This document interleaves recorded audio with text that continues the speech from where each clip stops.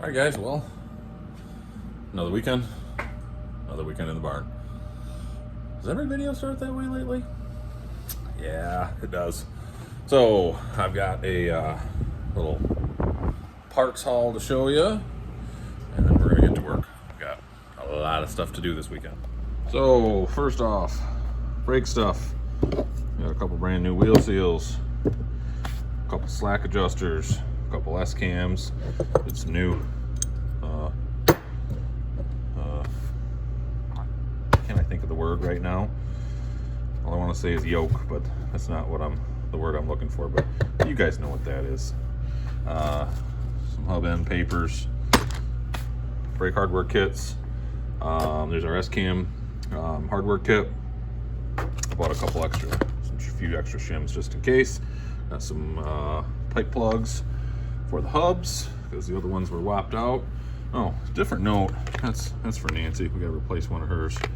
But we got us just a small little stud post light. That's going to get mounted back on the. I don't really know where. But it's just a cheapie.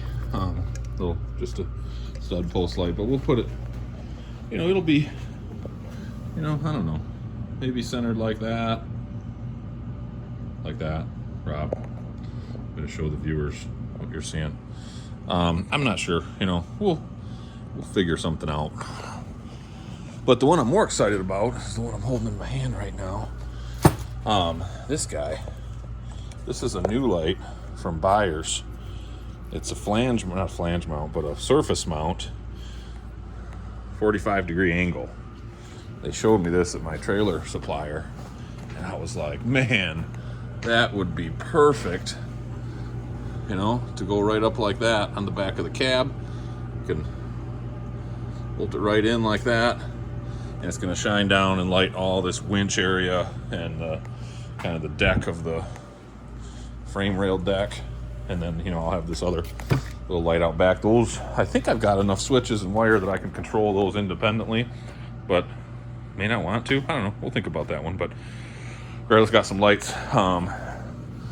We've got a couple of new stud pilot drums, some reman brake linings. The more I looked at it, those old linings actually weren't wore at all. They did have a tiny bit of contamination, and I just didn't feel comfortable they were worn in a little funny. So those drums were so badly worn, those old ones. They're in the scrap pile across the street now, but they were so torn up from not being replaced when they should have been, or turned when they should have been, that I just feel better with fresh linings wearing in against fresh drums in this case. I don't want to do this again.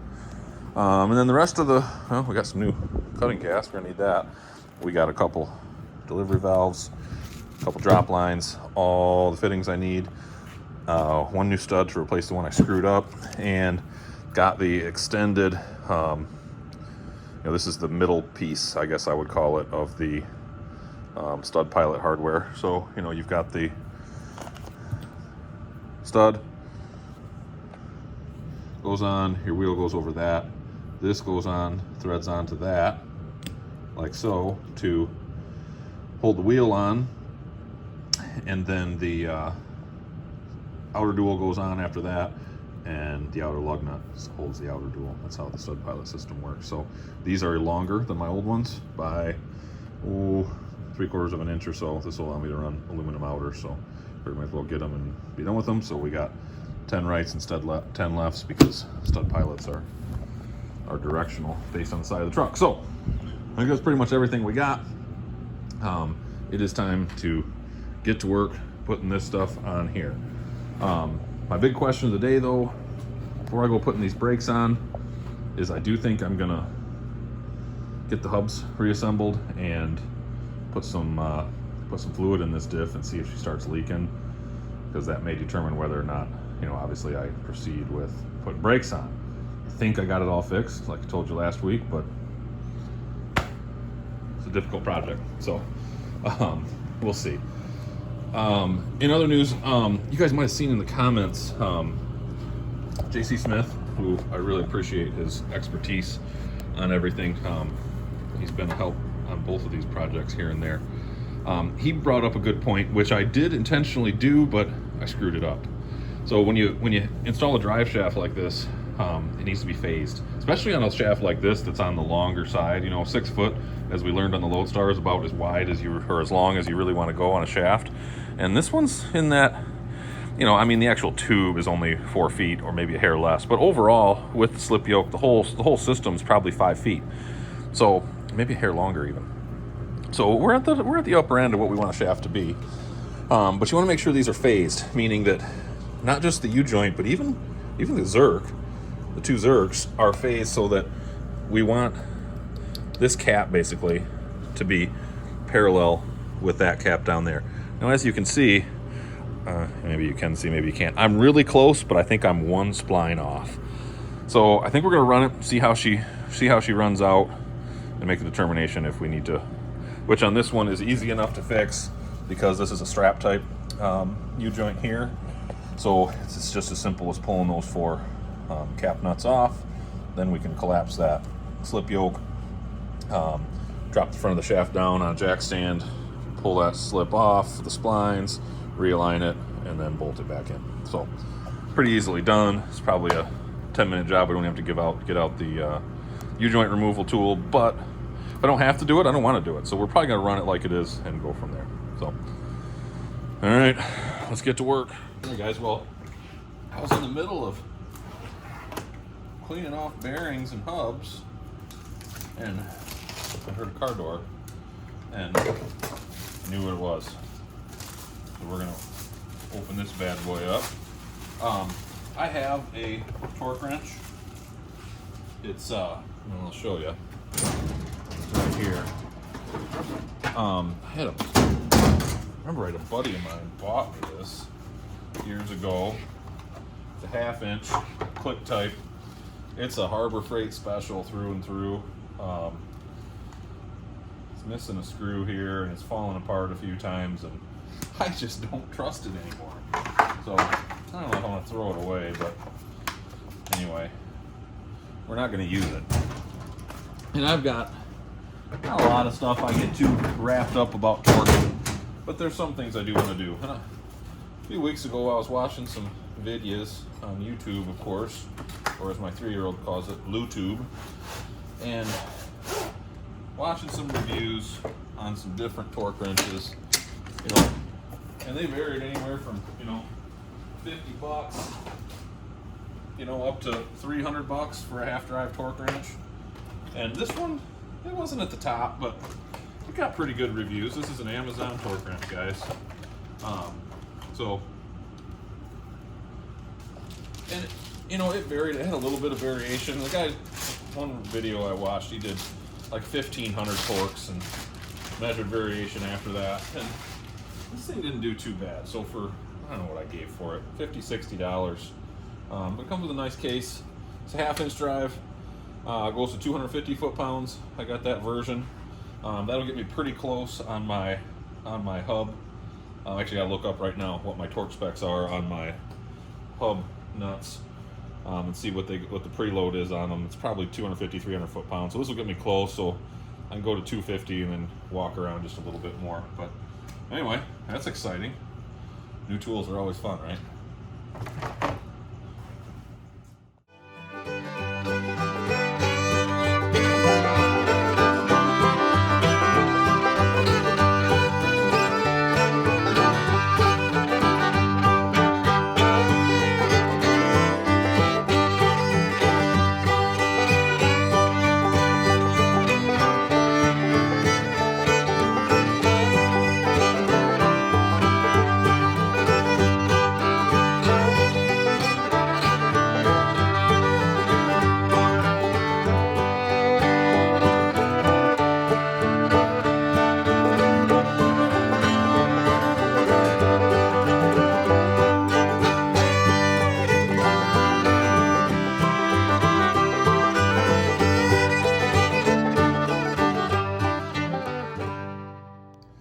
Okay, hubs are installed,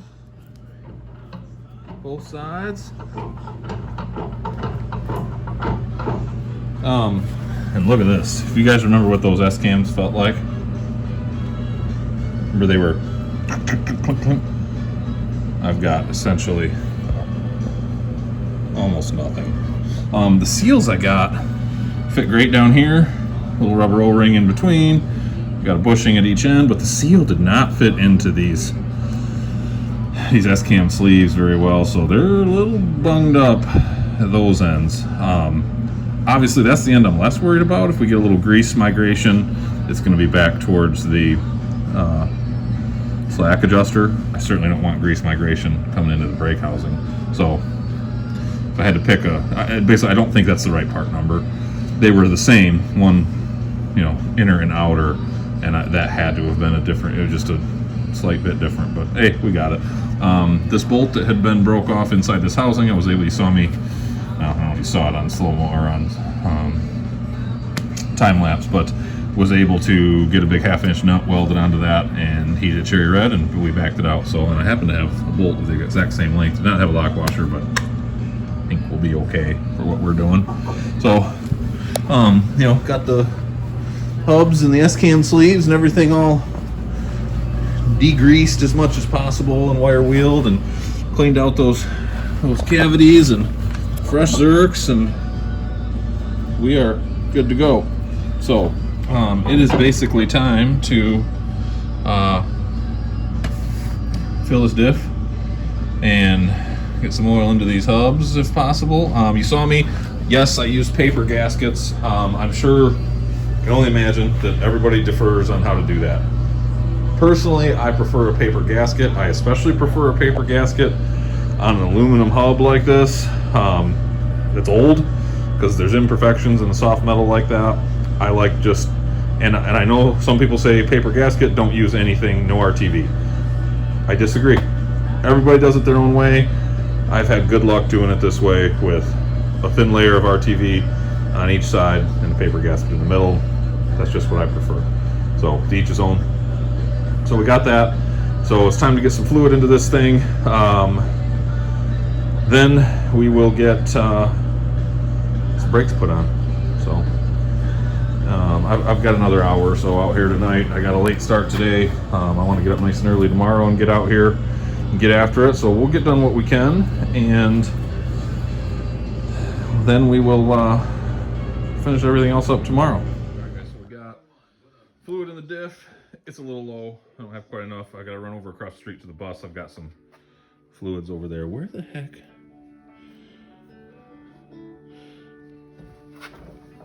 We gotta make sure these pipe plugs stay vertical. All right, there we go.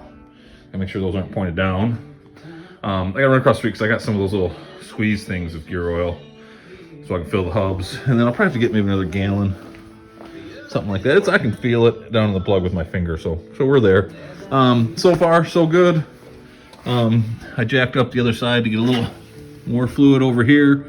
I don't see any moisture yet, but it's only been a few minutes, so cross your fingers for me. So on to brake chambers. So I measured both the old chambers. We've got exactly 4 inches from the face of the chamber to the end where the cut was made. So we're gonna do the same thing on these 2 new chambers. I should not have to clock these at all.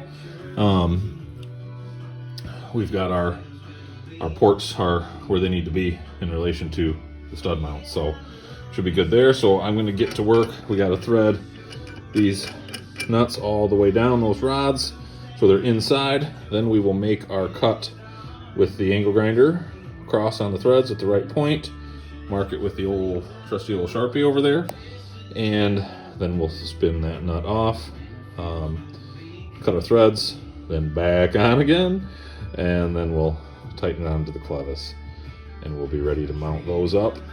And then it's time to install some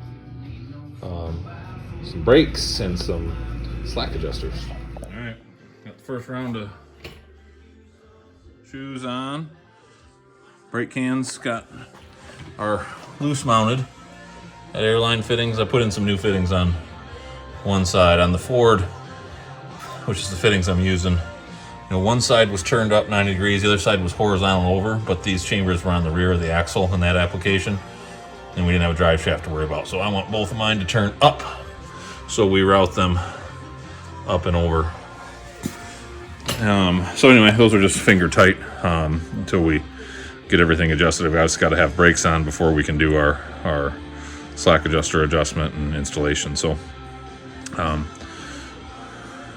got that one done. We'll get the other side done, get some drums on, and we'll see how far I get on it tonight. I'm getting awful hungry and thirsty and ready to go in. So, but we'll do a little bit here and finish up this brake job tomorrow. Brakes are essentially done. We've got, see through there very well, we've got our cans mounted. We've got initial adjust anyway on the slack adjusters, all washered out, all that good stuff.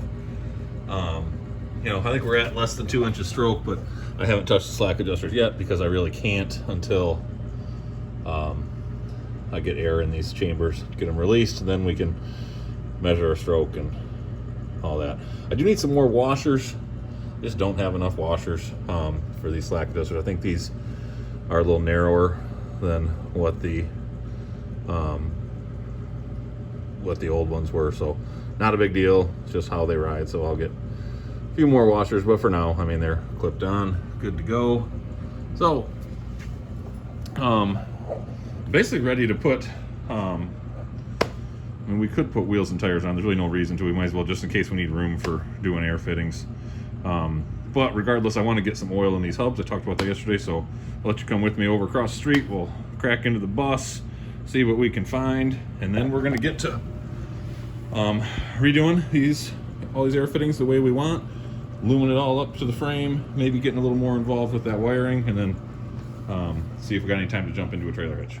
All right, so let's see what we find here. Get into the old shed. Got some hay, some straw. Oh, it's in one of these containers. This is from, there we go. What do we got here? 80W90 gear oil, not very much. What else we got? Dex work, power steering fluid, some bunch of power service stuff. That stuff's been in here for God knows how long. Might as well open that up. Got some juice, boys. More power service. Brake fluid. Man, that's not as much gear oil as I hoped. Oh well. This is from back when I was snow plowing a lot, and I always kept a whole bunch of fluids with me. Well, it's enough. The one hub on the one side I already know has fluid in it because I already had some leak off, so I'll squirt a little bit into the opposite side.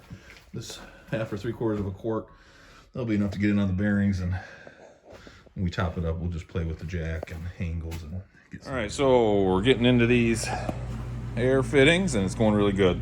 So what I did first, if you can see here, actually took this bracket off of the L9000 axle, cut off the bottom of it. It was a longer L, but I cut off the bottom and bolted it there.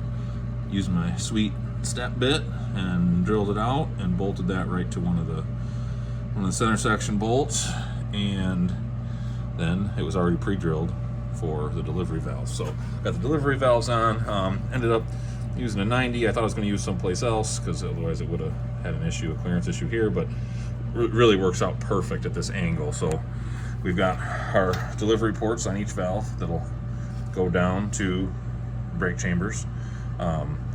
This will be the feed, the drop line feed, and you see it's pointed out this way towards the passenger side frame rail, which is perfect because my delivery port up here on my relay valve is sticking out this way too, so it can route right down and around. If you can see that.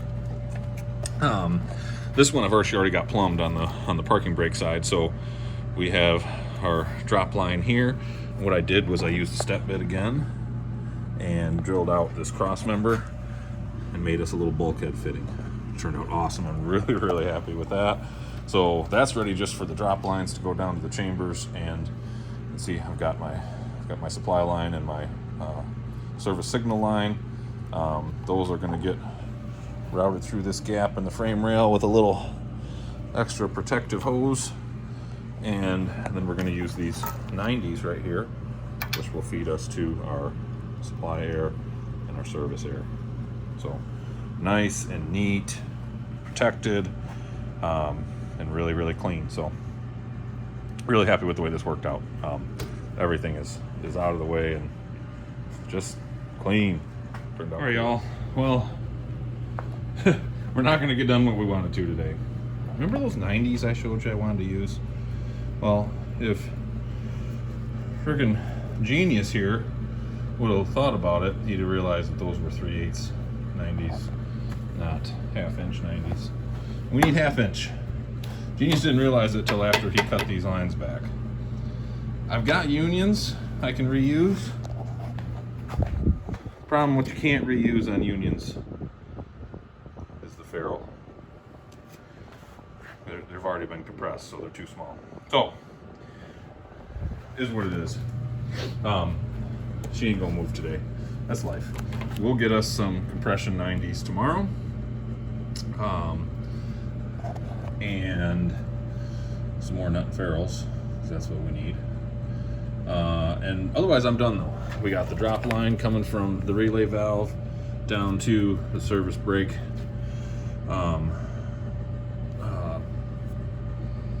Boy, I'm really on my game this weekend, aren't I? The service brake quick release valve. And our lines down to the chambers. Same thing, you already saw my bulkhead fitting going to the park brake circuit, and that's got drop lines down to the chambers out of that quick release valve. So we're plumbed, everything's in except for this. Did a little rerouting on the air ride bag. So we've still got wiring to get to and clamping some, potentially some airlines. That's not imperative though. I'm not like dying for that. The wiring would be relatively quick, probably take me 45 minutes, something like that. But I jumped into this trailer hitch.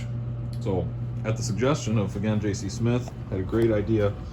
You know, in order for that goose ball, I gotta get out my measurements once I get the basic framework in place. But you know, that goose ball is gonna be riding, you know, somewhere down here, you know, maybe bottom of frame rail, roughly.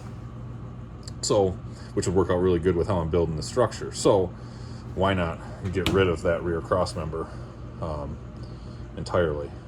So, and we may do some filler plates to make that look nice. We'll see how it all looks when it's said and done, but we can do something pretty, you know, to make that look good.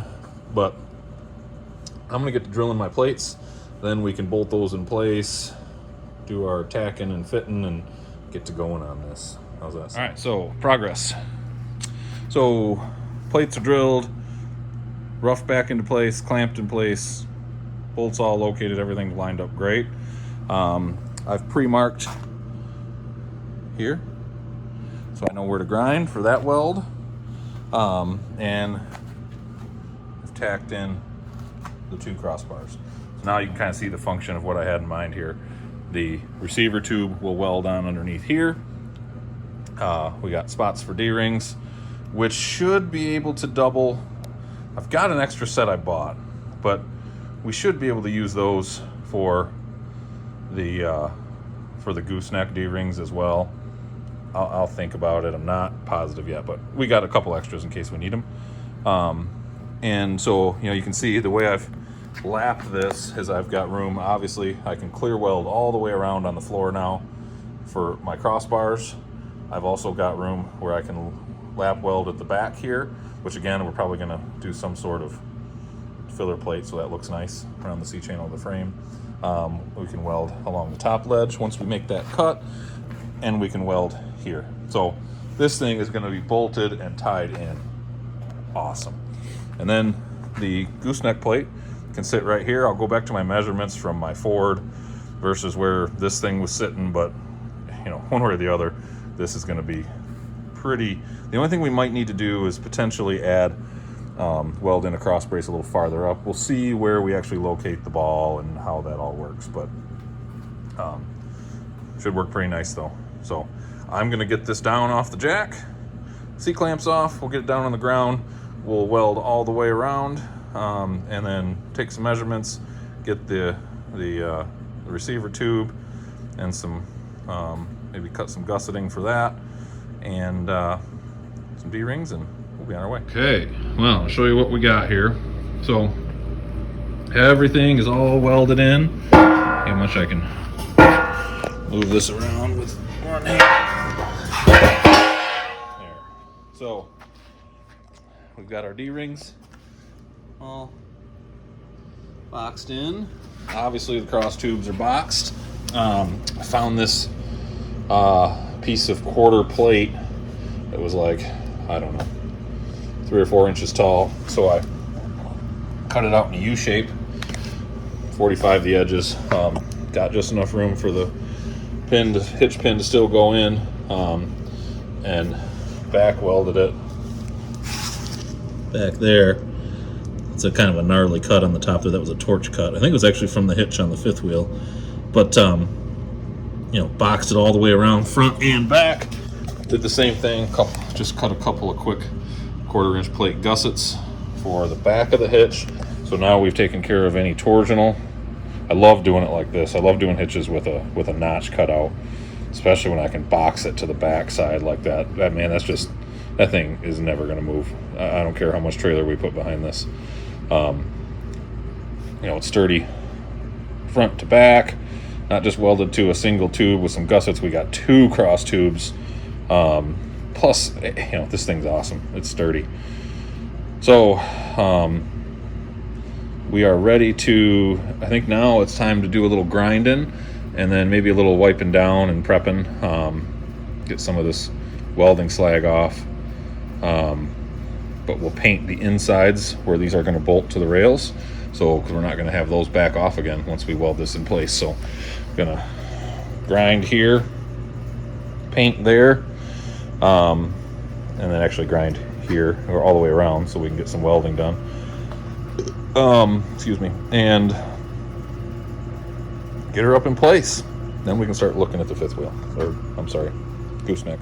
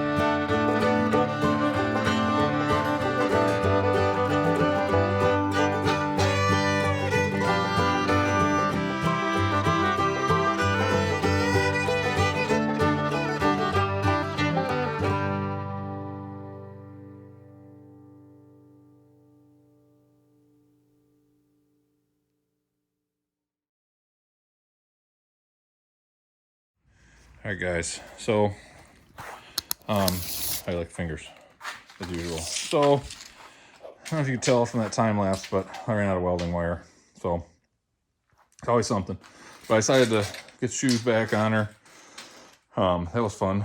Next time, don't put stud pilot hardware in a bucket altogether, Rob, because there's right and left, so it's a pain in the ass when you got to figure it out. But yeah, I'll figure it out. Everything's tightened back down.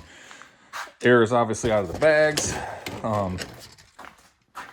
Right now, base of the ball on the gooseneck is about 33 inches. I just measured my truck outside and it's about 37. So we're gonna be close. This may sit a hair higher, like an inch, maybe 2 at most, depending on how much air I put in the bags, but not a lot. I think we're gonna be right about dead on. So that worked out perfect.